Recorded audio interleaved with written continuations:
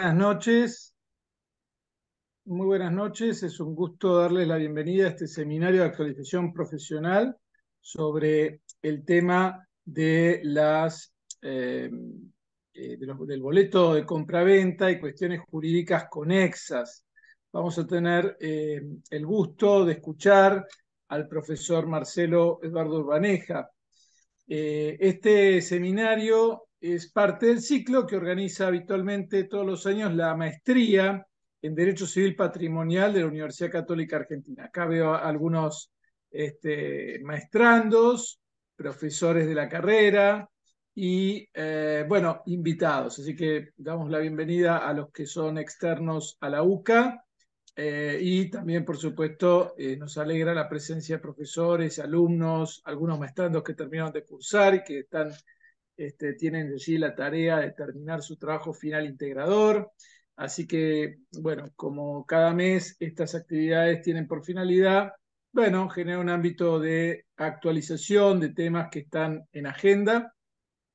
Y en este caso tenemos realmente a un experto. El doctor Marcelo Urbaneja es abogado por la UCA, fue medalla de oro al mejor promedio, es académico de número en la Academia Nacional del Notariado, es doctor en Ciencias Jurídicas por la Universidad Católica Argentina, es profesor titular en la Facultad de Derecho de la Universidad Católica Argentina, da clases en el doctorado, en nuestra maestría de Derecho Civil Patrimonial y en la carrera de abogacía en distintas materias. Es director de la carrera de notariado de la universidad y, bueno, es autor de libros y publicaciones y, bueno, conferencista muy destacado en la materia.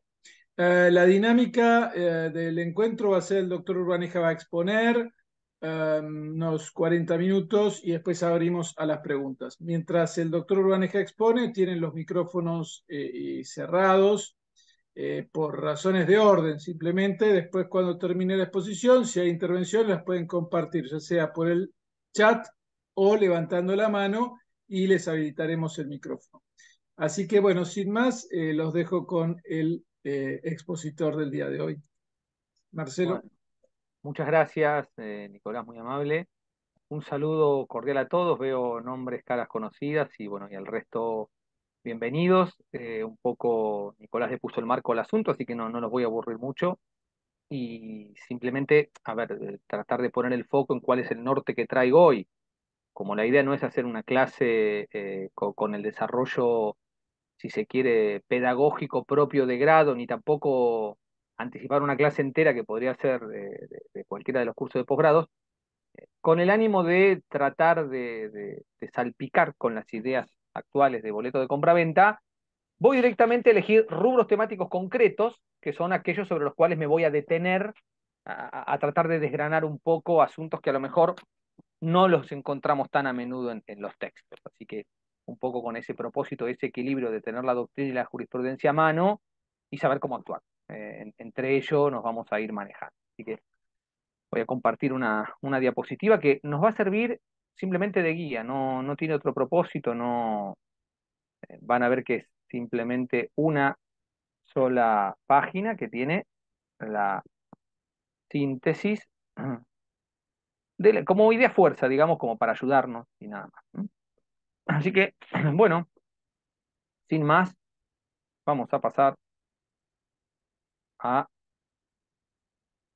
los cuatro grandes, si se quiere, ejes temáticos sobre los que voy a basar un poco estos minutos que voy a compartir con ustedes. Eh, el primero no es la controversia sobre la naturaleza jurídica, sino su relevancia práctica. Digo esto porque naturaleza jurídica de boleto de compraventa tenemos para hacer dulce, lo que le guste, clásico, argentino, de todos lados. Muchos tendrán presente por ahí que, hablando de dulce, el boleto de compraventa es tan argentino como el dulce de leche, ¿eh? O sea, así como lo conocemos nosotros, no nació en ningún otro lado. Empezó acá, por motivos que no hablan bien de la práctica contractual argentina, sino mal, por realidades que son las mismas que tenemos hoy. Entonces lo voy a contar para que entendamos un poco dónde lo ubicamos en una línea temporal. Los primeros rastreos, sin el nombre de boleto de compraventa, vino después, pero tienen más o menos un siglo, porque para esta altura del siglo pasado se empezaban a detectar supuestos en los cuales, con alguna asiduidad, sobre todo para las compras de bienes destinados a vivienda, se usaba esta figura. ¿Cuál era el motivo? A ver, Argentina tiene una organización estatal federal que conocemos, y por distintos motivos y costumbres que nos llegan ya de la tardía época eh, de poderío hispánico, había una vocación bastante grande por eludir eh, las, los tributos estatales. Y por distintos motivos, por un camino o por otro, el Estado trataba de vencer esa realidad imponiendo con fuerza la retención de esos tributos. Voy a hablar de tributos en grande, no me meto si impuestos, servicios, como gusten. Trataban de imponerlo a la fuerza, y hacerlo antes de las operaciones inmobiliarias era un buen momento, porque claro, se aseguraba que el que llegaba, o porque le dábamos el famoso carácter propter rem, o porque el Estado le saltaba una pequeña luz roja con los mecanismos técnicos que hubiera en esa época, era un buen momento para hacerlo. Entonces, claro, la solicitud de la información tributaria previa al acto lo postergaba en el tiempo. Por lo tanto, desde el momento que había un acuerdo hasta el momento que lo podíamos concretar con la transmisión con los famosos título y modo que conocemos, que Vélez, con su sabiduría infinita, logró repetir y todavía modelar mejor, lo cierto es que el espacio de tiempo era prolongado. Y cuando digo prolongado, digo que hasta que conseguíamos que estos organismos locales dieran los tributos, pasaba un tiempo que a veces eran 40 días, 50 días, 60 días. ¿Y hoy cuánto tardamos? 40 días, 50 días, 60 días. Tanto no cambió en eso si obedecemos a algunos lugares del país. Ahí es cuando se empezó a preocupar la naturaleza jurídica. ¿Por qué digo esto? Porque claro, lo que ocurrió en el medio, entre boleto de compraventa y tener título y modo, terminaba siendo relevante si no llegaba a ese puerto. Es decir, ¿cuándo preocupa la naturaleza del boleto de compraventa? Justamente cuando no se llegó a cumplir. Porque si después tenemos el modo, que a veces es concomitante al boleto, y el título, y el boleto de compraventa no le preocupa a nadie, era un camino para llegar a eso. ¿Eh? Pero cuando no llegamos, porque en el medio fallece alguno, quiebra alguno, encontramos un embargante que quiere ejecutar, encontramos que el dueño subastó, o encontramos boletos de compraventa sobre inmuebles no construidos, realidad que es, en el último punto, impacta en lo registral. Para Capital Federal hoy día, un decreto tiene 4 años. Entonces ahí es donde nos empezó a preocupar. Por eso es que los primeros estudios los empezamos a ver sobre esto en los 50, 60 por ahí, que era el boleto de compraventa. Bueno, entonces ahora sí acelero y potencio la línea de tiempo para llegar a que entendamos el estado actual del tema y por qué nos importa. Eh, Hasta la década del 60 la mayoría decía que no era un contrato de ninguna clase. Desde los 60, por distintos autores, dio un vuelco diametral a llegar a 180 grados a decir la mayoría que era un contrato, pero discutía qué contrato, compraventa o contrato preliminar, precontrato, contrato que servía de causa para otorgar otro contrato, bueno, no sé, pero contrato era. La mayoría dentro de los que decía que era contratos, hasta los 70 más o menos, decían que no era un contrato de compraventa. Pero desde los 70 dio un vuelco otra vez.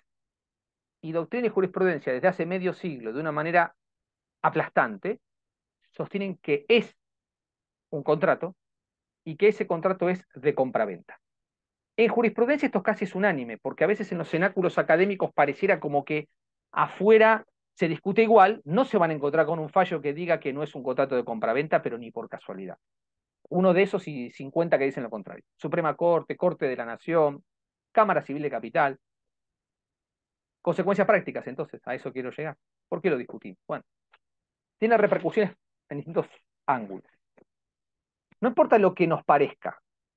A mí me interesa en este momento decirles lo que piensa la enorme mayoría, virtualmente unanimidad de jurisprudencia, y sin ser unánime, pero una doctrina claramente contundente. Dice que es un contrato y que ese contrato es de compraventa. Ahora voy a ver en qué terció el código, pero ¿qué es lo que me interesa? Que entendamos la consecuencia práctica. Quienes sostienen esto, sostienen algo muy concreto. Voy a ir a un ejemplo.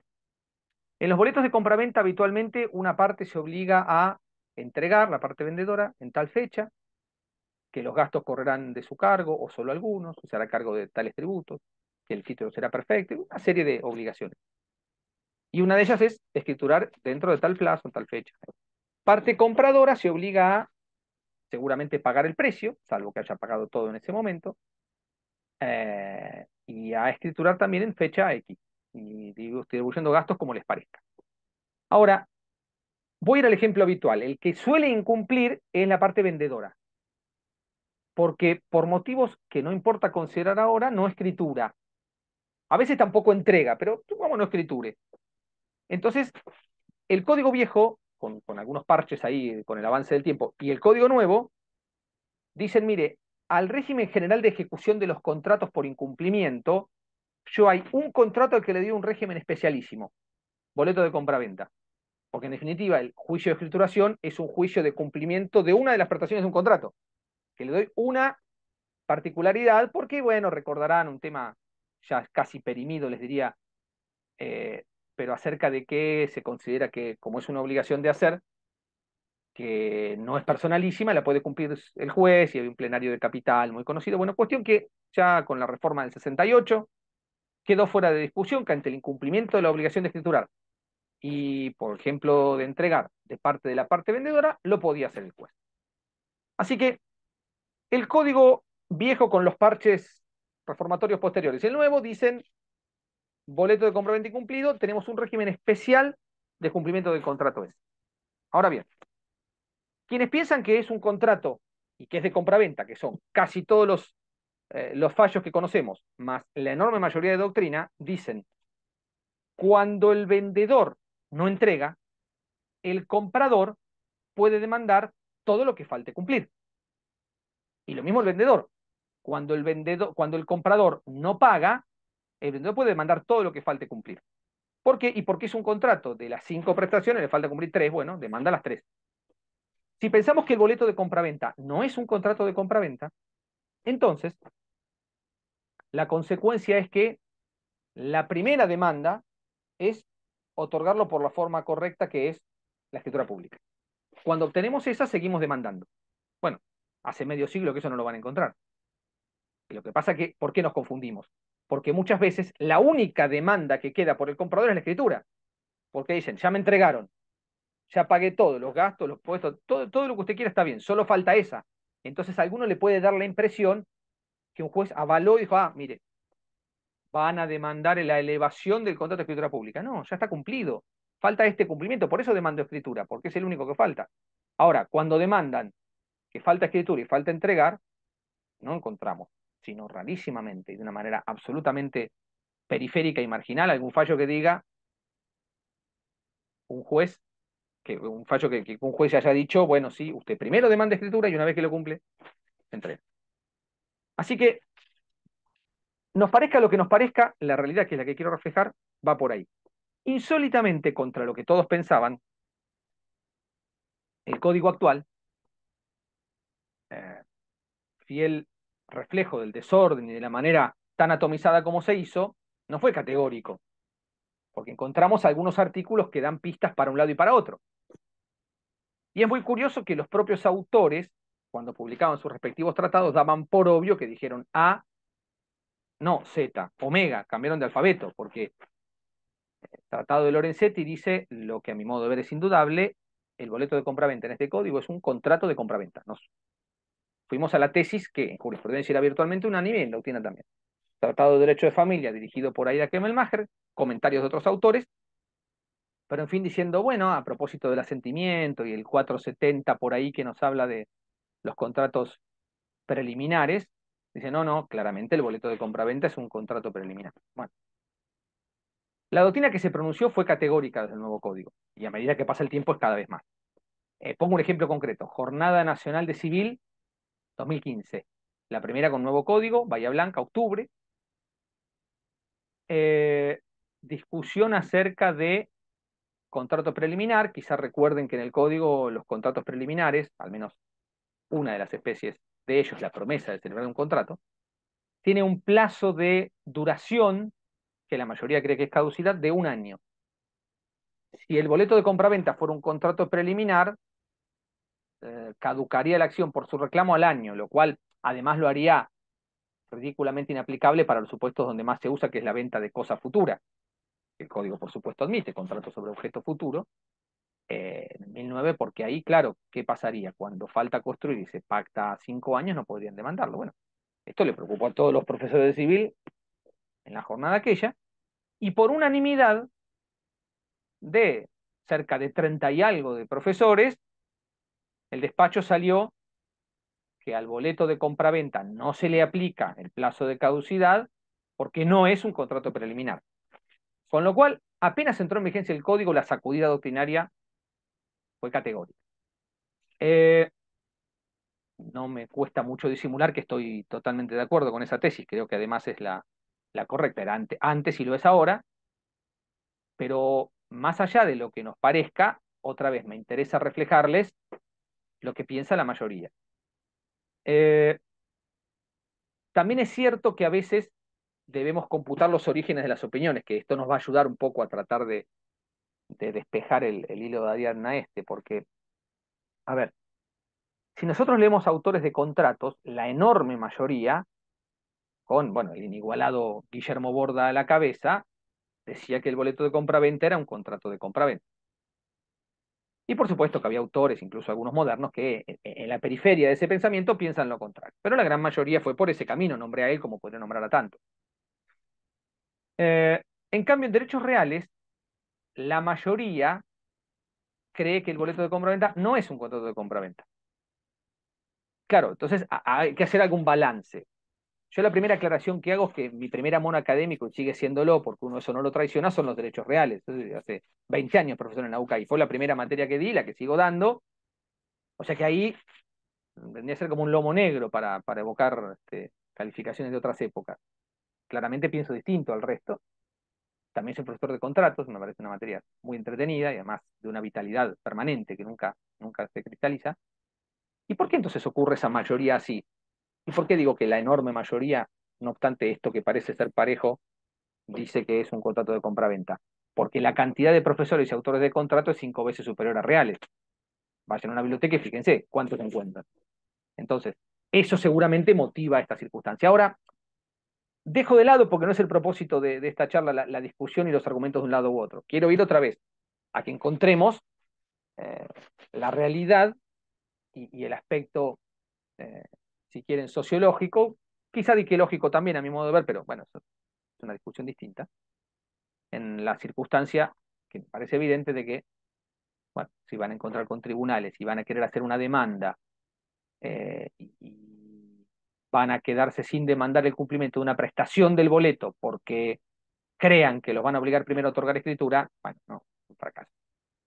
Lo más probable es que, en sintonía con lo que se viene diciendo hace medio siglo, se comparta la idea de el boleto de compra-venta como contrato de compra-venta. Así que, otra vez lo que más me interesaba era la relevancia práctica acerca de su naturaleza y la vemos acá.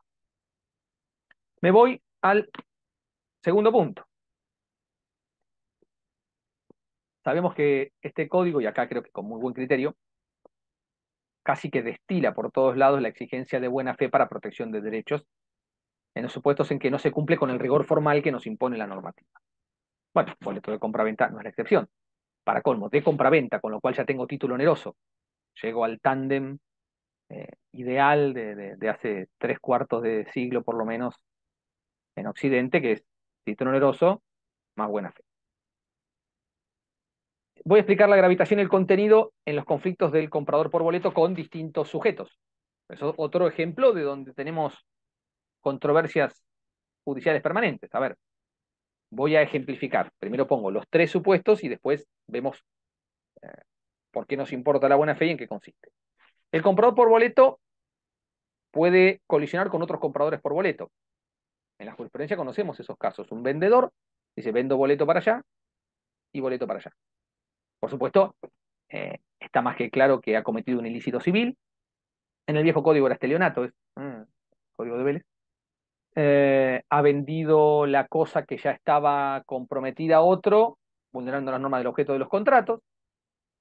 Ha incumplido normas de derecho de las obligaciones. Bueno, no importa. Quiero ir a otro lugar.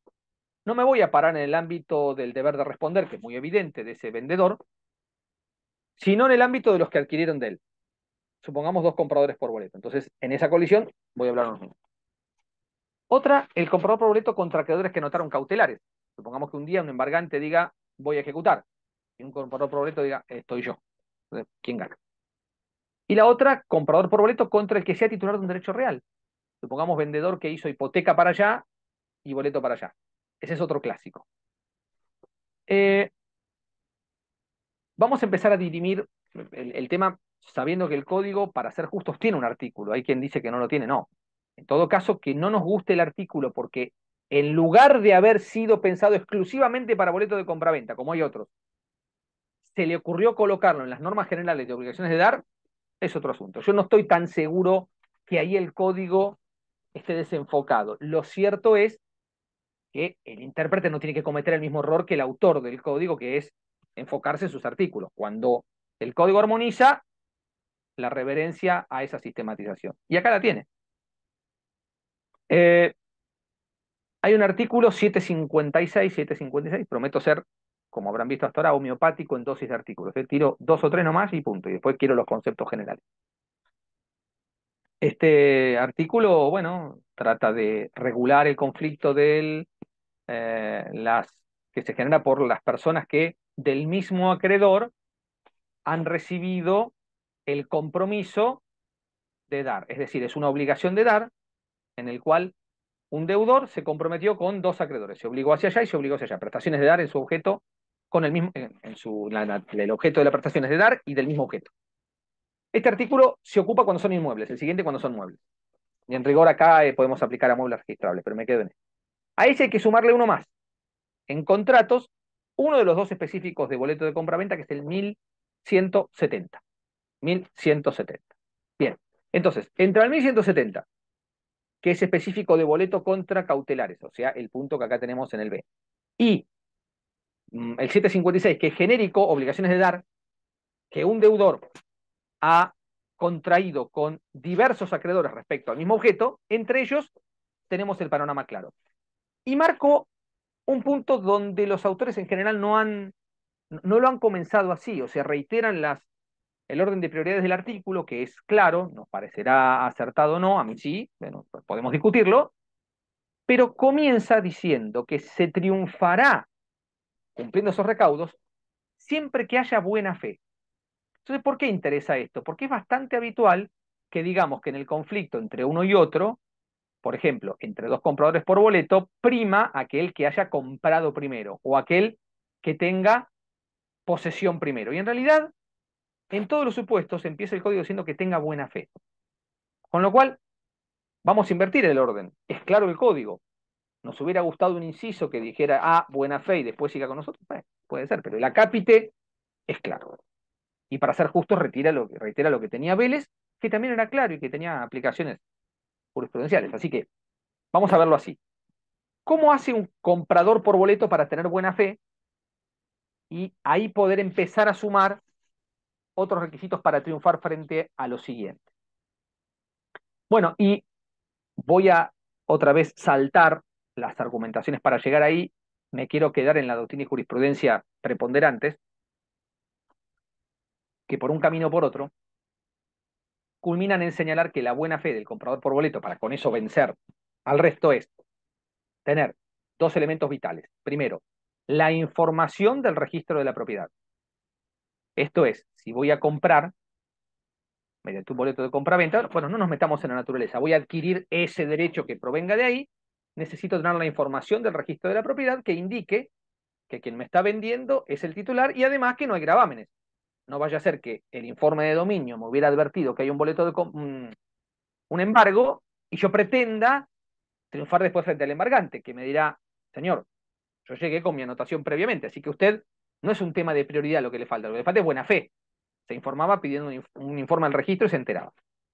Y el segundo elemento, que es mucho más importante, que en la práctica argentina a veces se incumple todavía más que ese, que es el título original a la vista al momento del boleto. Esto es bastante habitual que se confunda porque, claro, cuando hay una escritura de compraventa, seguramente muchos tendrán presentes que la ley registral obliga al escribano a tener el título a la vista. ¿Por qué en la compra por el boleto también es un deber que corresponde que exija el comprador que se le exhiba? No que se le entregue, claro que exhiba, porque es una manera de demostrar que no está haciendo una operación de esa índole. ¿Por qué? Porque si no lo tiene en su poder, es un indicio de que un escribano se lo tiene retenido para poder solicitar los certificados del registro de la propiedad. Por eso mismo también, cuando miro el informe de dominio, no miro solamente los gravámenes y la titularidad, sino el número de lo que en la jerga llamamos testimonio, técnicamente la copia de la escritura. Cuando la gente dice, perdí la escritura, escribano el título de propiedad, bueno, pidamos un segundo testimonio. El segundo testimonio, segunda copia, anula la anterior, cada una anula la anterior. Por lo tanto, si advertimos en el registro de la propiedad que hay expedido una segunda copia y nos están exhibiendo la primera, esa primera ya no vale. Y como el registro argentino es declarativo y no convalidante, quien se contente con tener exclusivamente una fotocopia de ese título o eventualmente solamente el informe del registro de la propiedad, está expuesto a que quien contrató de la manera adecuada, que es exigiendo ese título a la vista, triunfa en esa buena fe. ¿Por qué? Porque ¿cómo se demuestra la titularidad del derecho real? Con el título y el modo. Bien, el modo es ser poseedor. El vendedor puede exhibirme que está en posesión. ¿Y cómo me exhibe que es dueño? Con el título, no con el informe del registro, que no es convalidante ni es constitutivo. Con lo cual, hay que exigir que al momento de adquirir con un boleto de compraventa, el comprador tenga a la vista del vendedor no solo la información registral, que a veces ni siquiera eso se tiene, sino el título de propiedad. Una manera de demostrar que en ese momento que él compró estaba contratando bien. Y para esto le lleva un recuerdo de la buena fe en materia posesoria, que uno podría decir, bueno, pero lo exhibe ahí, y después se lo lleva y sigue tramitando la venta con un escribano, claro, pero la buena fe existe al momento del origen, con lo cual, si se logró entregar, eso demuestra la buena fe del comprador, que dice, yo no sé, no me lo puedo quedar claro, pero me lo exhibió. Es un indicio de que no estaba tramitando nada por el estilo. Así que cuando el comprador tiene esos dos elementos, ahí empiezan sus disputas y con eventuales triunfos. Otros compradores por boleto. Supongamos que ocurrió que a ambos compradores por boleto el vendedor les exhibió el título, porque todavía no está tramitando ninguna escritura, con lo cual no se lo entregó a ningún escribano para que tramitara nada. Bueno, ¿qué ocurre en ese caso? Ahí entramos al orden del artículo. El primer elemento dirimente de el triunfo, cuando ambos tienen buena fe y como son compradores por boleto, ambos tienen el título oneroso, va a triunfar el que tenga publicidad posesoria. ¿Por qué digo posesoria? Porque registral no puede tener, el boleto no se inscribe. Y en el orden del artículo, después del que sume la registral y la posesoria, queda el que tenga solo posesoria. Así que aquel de los dos que tenga posesión triunfa por sobre el que no tiene. Supongamos que ninguno de los dos tenga posesión. Bueno, no podemos correr con el principio del que tenga registración, porque el boleto no se registra. Así que seguimos en el último orden, que es la fecha cierta de ese título. Con lo cual, el que tenga la fecha cierta anterior, si no tiene posesión, triunfará. De ahí la importancia en el boleto de compra-venta de, bueno, que el comprador se trate de munir de las mayores garantías posibles y esto siempre es una tensión negocial. ¿Yo qué le voy a decir a un comprador? Me dice, escribano, quiero la mayor certeza que no sea ser dueño, porque eso ya sé que usted tiene que tramitar cosas. Perfecto. ¿Qué le voy a decir? Mire, tenga posesión y por lo que vamos a hablar inmediatamente, además pague más del 25% del precio. Esos son los elementos más razonables. Si no logra, bueno, trate de comprobar en lo posible que no se le entregó la posesión a otro, visite el inmueble, por supuesto, antes de firmar el boleto y después, ahora, ¿tiene la certeza? No. Por eso es que el triunfo en un eventual conflicto se lo voy a dar cuando me encarga a mí la escritura pidiéndole al vendedor el título original. Con el título original no le puedo asegurar a usted que no vaya a entrar en posesión otro, porque usted no, no negoció en el convenio al que llegó, no llegó a la posibilidad de entrar en posesión antes de la escritura, lo cual no es bueno ni malo, es una cuestión negocial. Pero por lo menos le aseguro que si hay otro en posesión, ese otro que firmó un boleto de compra-venta, buena fe no tenía, porque la escritura la tengo acá yo. Ahora bien, en el conflicto con acreedores que anotaron cautelares, bueno, el código tiene este artículo que comentaba, el 1170, que establece, bueno, cuáles son los elementos de triunfo. Y claro, ahí sí entramos a jugar prioridad posesoria con prioridad registral, porque las cautelares solo tienen publicidad registral y el boleto solo tiene publicidad posesoria. Con lo cual allí el conflicto sí se dirime por ese factor, pero el código le adiciona elementos. Claro, para tratar de cubrir los supuestos en los cuales un deudor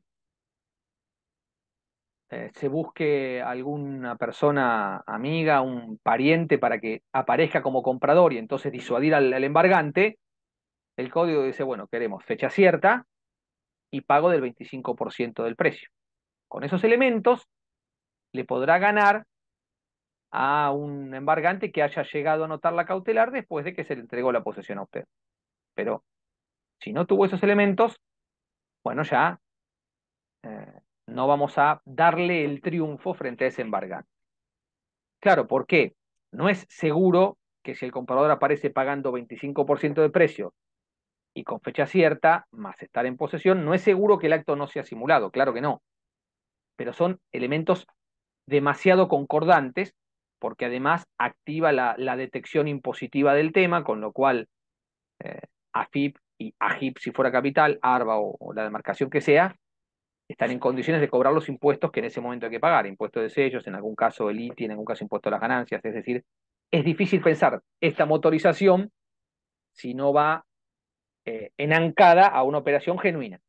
Certeza plena, ninguna, pero es un buen mecanismo.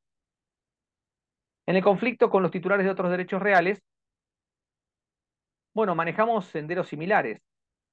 Eh, Está claro que si se trata de un derecho real que se ejerce por la posesión, para que haya derecho real del otro lado, el que se enfrenta con el comprador por boleto tiene que ser poseedor, porque si no, no hay derecho real. Para decir que se enfrenta el comprador por boleto a un usufructuario es aquel que tiene el título de constitución de usufructo y el modo, con lo cual ya el titular del derecho real triunfará siempre porque tiene posesión. Y ese es el primero de los factores dirimientes para darle el triunfo. Por eso es importante, otra vez, la exigencia del título a la vista al momento de comprar por boleto, porque si tiene el título el vendedor, es imposible que en ese momento esté constituido un derecho real.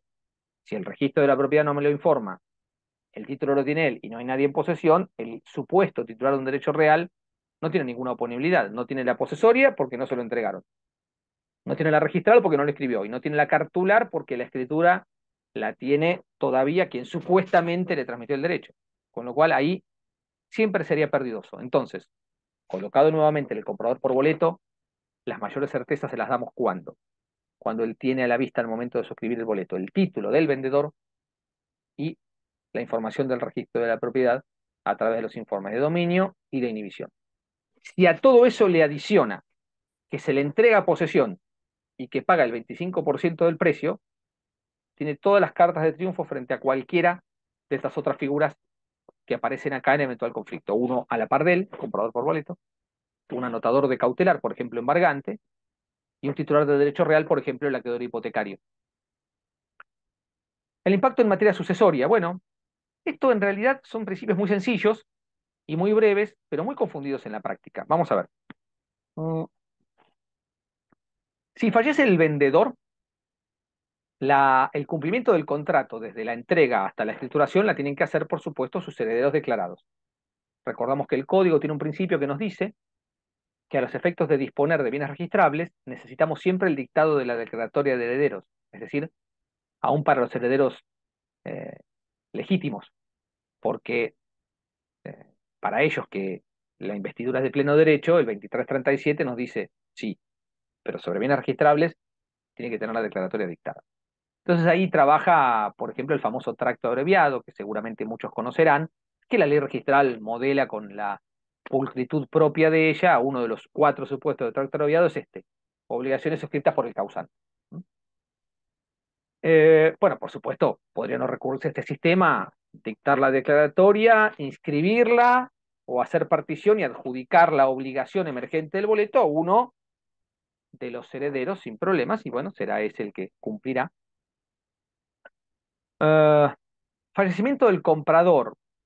Ahí no hay ningún tracto abreviado. A ver, el comprador por boleto no es titular de un derecho real. Por lo tanto, en la sucesión del comprador se declaran los derechos emergentes del boleto. Si ustedes se acuerdan, es la posición contractual. o sea, un derecho personal.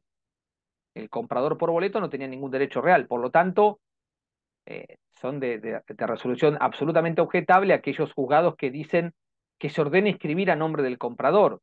¿Qué se va a ordenar inscribir? Si el causante, que era el comprador, no tenía nada inscripto a su nombre, ¿cómo va a inscribir a nombre de herederos? No tenía inscripto porque no era dueño. Le faltaba algo mucho más importante que la inscripción, que era adquirir el derecho real.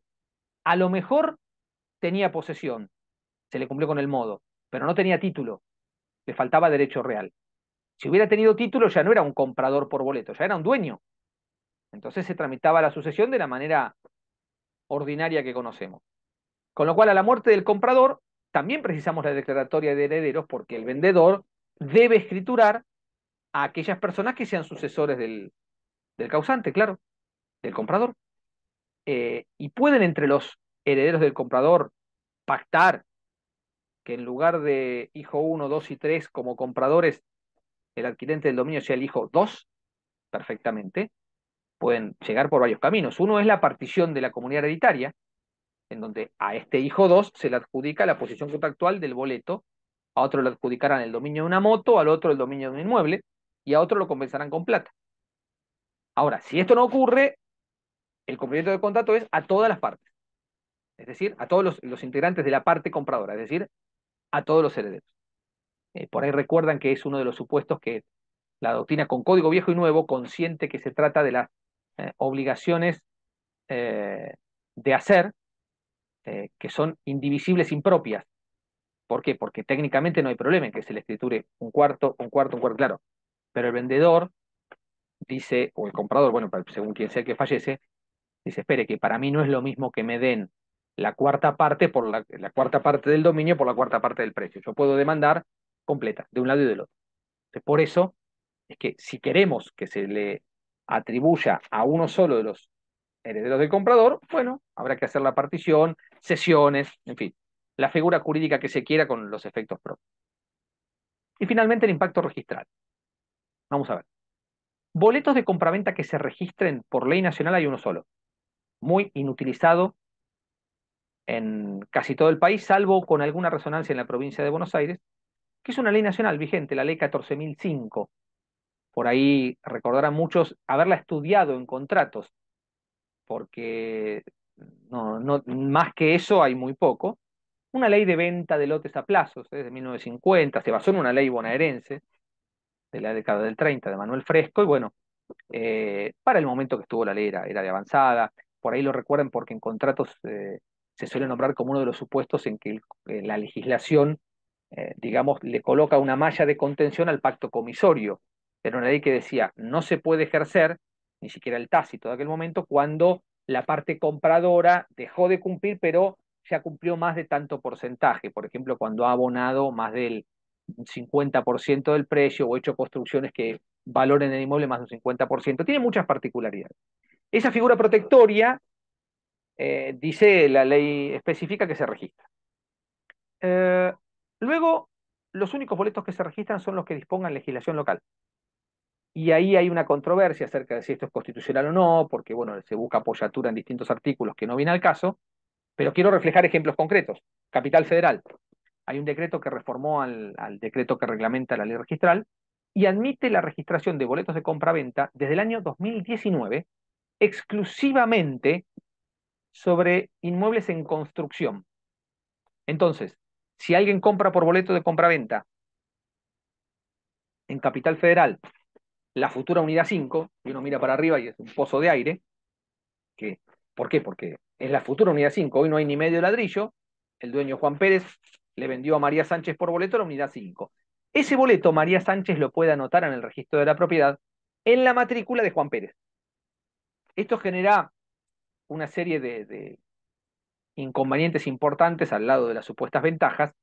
La ventaja estribaría en que, claro, como a María Sánchez, compradora de la unidad 5, le falta la publicidad posesoria, ¿cómo se enfrenta a acreedores como los que contábamos hace un rato, ¿no?